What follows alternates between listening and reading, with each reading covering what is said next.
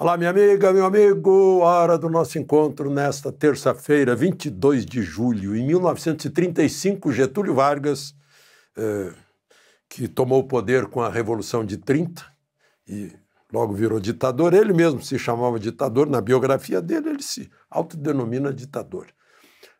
Instituiu, em 1935, a Voz do Brasil, que era a hora do Brasil, era uma hora. Das 7 às 8. Eu lembro que meu pai trabalhava em rádio, o último programa era um programa esportivo que terminava às 7, e em seguida tocavam os acordes da abertura do Guarani de Carlos Gomes e entrava a Voz do Brasil.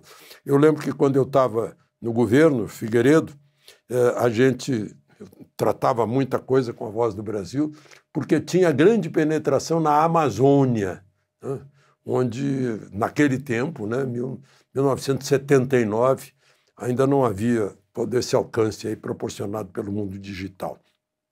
A Voz do Brasil revelou grandes locutores e locutoras, né, grandes vozes. Eu não vou dizer aqui nenhum, porque eu vou esquecer dos outros e não quero fazer injustiça. Enfim, fica aqui o registro. Lembre-se de se inscrever e, ao final, de deixar o gostei ou não gostei.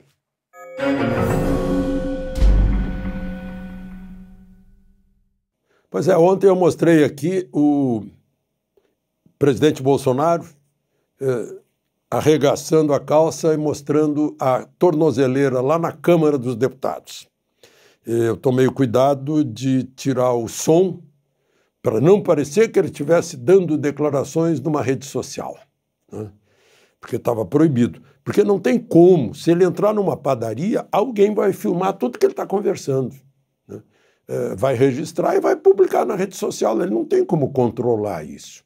Ele foi lá para uma reunião com seus apoiadores da Câmara, os deputados, em geral deputados do PL, que tentaram fazer uma reunião hoje, mas foram impedidos pelo presidente da Câmara. Hugo Mota cortou até o ar-condicionado, dizendo, não, está em recesso.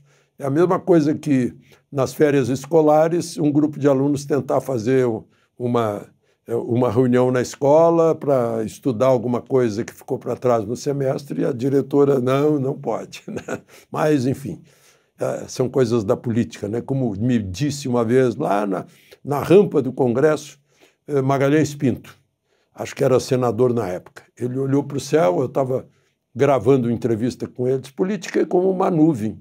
A gente olha, ela está de um jeito. A gente olha de novo, ela já está do outro jeito, não? E assim, a glória da política, o poder na política, que se desaba de uma hora para outra, não? Mas, enfim, Moraes ameaçou de prisão a Bolsonaro se ele continuasse fazendo declarações nas redes sociais, só que ele não fez. Aí a defesa dele esclareceu isso, pediu que ele fosse mais claro, então, porque estava muito genérico, né? Não pode fazer declarações que sejam publicadas na rede social nem por terceiros. Então, simplesmente não pode falar, né? Ou ele tem que fazer um bloqueio para impedir que as pessoas... Olha, vocês não podem me gravar, ninguém aqui, né? Isso é impossível, onde quer que ele vá, junto àquela multidão, diferentemente do outro que venceu a eleição. Então, agora, eu não quero deixar vocês sem uma análise desses últimos fatos, né? Vejam só para a gente pensar. Não estou insinuando nada. Como diz o alerta dos filmes, né? Qualquer semelhança é mera coincidência, né? Sexta-feira à noite, o ministro Moraes fica sabendo, né, expressamente, que o visto dele para os Estados Unidos está cancelado. Ele e seus aliados. Eu não sei quais aliados. Por isso eu não falo aqui em nomes, além do Moraes. Marco Rubio, secretário de Estado, só citou Moraes e seus aliados. Então, não sei. A lista pode ser ampla ou não, mas enfim. E aí, isso foi na sexta-feira. Ele provavelmente foi dormir muito irritado. Aí acordou e Eduardo e Jair, bodes expiatórios. Está lá no Esopo, no La Fontaine, o lobo e o cordeiro. Olha, você está sujando a minha água, disse o lobo, que queria um pretexto para abocanhar o cordeiro. Aí o Cordeiro disse, mas eu estou rio abaixo do senhor, senhor Lobo. É impossível. Disse, se não foi você, foi seu pai. Exatamente isso, né? Bom, e interessante que os jornais domesticados aproveitam para criar motivos, né? Porque os dois concordaram com a tarifa de 50%. Uai, mas é proibido concordar com a tarifa? Não é livre a manifestação? Por isso existem os jornais, graças à liberdade de imprensa, né? Que, aliás, é um direito natural. Mas aí veio, então, todo o bloqueio, as medidas cautelares. Bloqueio de bens, né? Bloqueio até de PIX, para o Eduardo não receber via PIX. Bloqueio do contra-cheque dele na Câmara dos Deputados. Um advogado tributarista me disse que só é possível isso se a pessoa é um desviador de dinheiro público, como a gente viu aí, né? Tantas vezes. Aí bloqueia os bens para garantir o ressarcimento do erário, né? Ou porque é devedor inadimplente da Receita Federal. Não, mas não é o caso. Bom,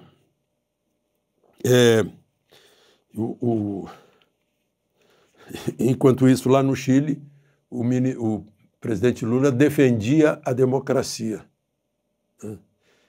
E confirmava que aqui no Brasil está vigente, devido ao processo legal, o amplo direito de defesa, o contraditório, etc., etc., etc., com a maior cara de pau. Mas vejamos, teve um voto divergente. Um voto do ministro Fux. Bendita a escolha de um juiz de direito de carreira com notável saber jurídico, como diz a Constituição, para o Supremo. Esse é o ministro Luiz Fux, que passou por fóruns lá, por instâncias complicadas no Rio de Janeiro, inclusive Duque de Caxias, Baixada Fluminense, né? Então, aí eu li o voto dele, conciso, 5 páginas. Derrubou um por um dos argumentos do relator Moraes, que foram aprovados por outros 3 ministros. Dino, que é juiz federal de carreira, Zanin, que foi advogado de Lula, e Carmen Lúcia, que parece que é do Ministério Público, né? Aí ele começa, né? Tem que fazer um resumo, porque são 5 páginas, que o Supremo ia sofrer influência do Eduardo Bolsonaro e do Jair Bolsonaro. A gente fica pensando, só se a corte for muito fraquinha para se curvar. Ele lembra que a corte nunca se curvou. Atacar a independência do Supremo, ele lembra a mesma coisa, o Supremo sempre foi independente, né? Mesmo até em tempos de governo militar, quando foi decretada a aposentadoria de, parece que 2 ministros ou 3, o Supremo continuou numa posição altiva, né? Criar entraves econômicos. Aí ele disse, o problema de entraves econômicos na economia, as tarifas, isso é um assunto do presidente da República e do Ministério de Relações Exteriores, né? Obstar a ação penal 2.668. Aí ele estranha, porque a ação já está com instrução judicial concluída e em alegações finais de defesa. Está muito tarde para obstar essa ação. E aí ele lembra, Bolsonaro tem domicílio certo, passaporte retido, né? Não há nem da Polícia Federal, nem do Ministério Público, uma prova de perigo de fuga. A decisão de Moraes se baseia em, aspas, possível prática de ilícitos, fecha aspas. Aí é aquele filme do sujeito que era punido agora do possível crime que vai cometer no futuro. Impedir de usar os meios de comunicação confronta, né, a cláusula pétrea da liberdade de expressão. E aí ele ainda cita Celso de Mello. foi presidente do Supremo, era decano até há pouco tempo. As medidas impostas restringem direitos fundamentais como a liberdade de ir e vir, a liberdade de expressão e de comunicação, sem que se demonstrasse essa necessidade. Para impor cautelares é preciso justificar, demonstrar. Faz a demonstração e termina. Sicut erat demonstrandum. Ah, o latim, né?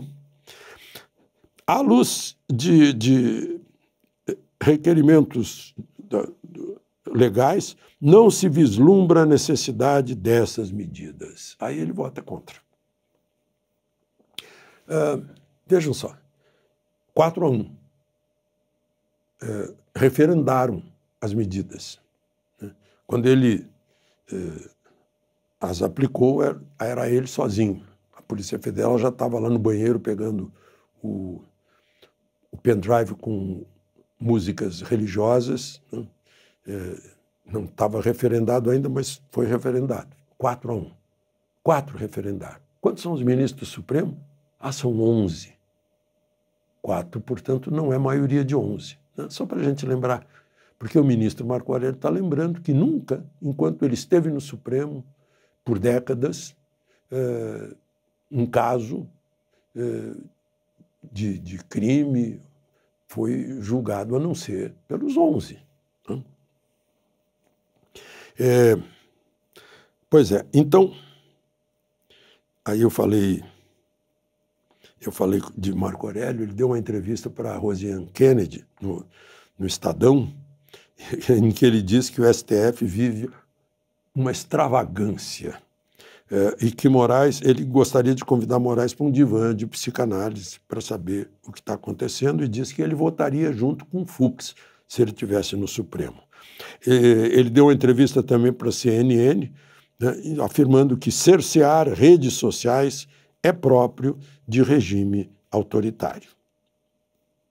E só para concluir, da série PGR arquiva, Procuradoria-Geral da República já tinha arquivado processos contra Bolsonaro da baleia, que ele estava assediando uma baleia, do cartão de vacina, está avaliando agora a questão das joias que ele e Michele ganharam, né? E agora cartão corporativo também arquivado, não só arquivado, como foi para um recurso para não arquivar, foi pedido de deputados, né? O recurso disse, não, arquive-se, não tem nada, não tem crime aí. Assim como motociata em período eleitoral, que seria crime eleitoral, também não. Né? Por falar em motociata, no próximo fim de semana, em Budas Artes, São Paulo, vão estar lá pessoal de motociatas comemorando o Dia Mundial do Motociclista. De Brasília, Alexandre Garcia.